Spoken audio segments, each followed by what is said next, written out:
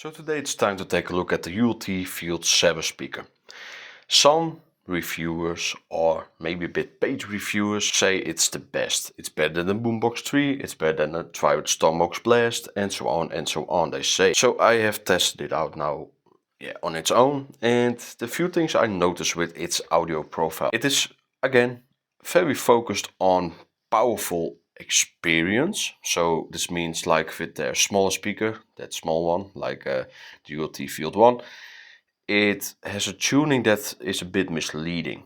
So yes, it has some deepness in the bass, but yeah, that has to do more with how big the speaker is. But it's not, I would say, that impressive for me, the audio.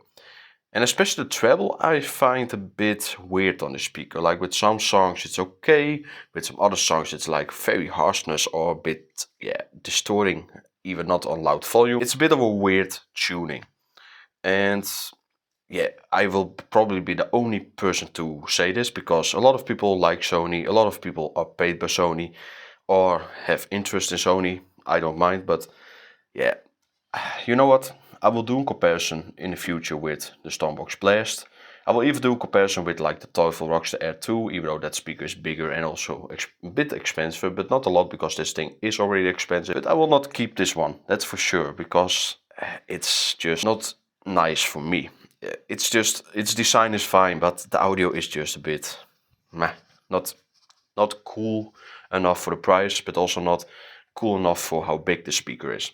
Let's just say, for how big the speaker is, it looks more like a speaker that is like this kind of size. So yeah, you do have loudness, for sure. It has power output, but the fullness in audio is a bit weird. So yeah, here's some audio samples so you can see it yourself. Again, I may be the only one to really talk about this on the speaker. A lot of people like it, but I don't really.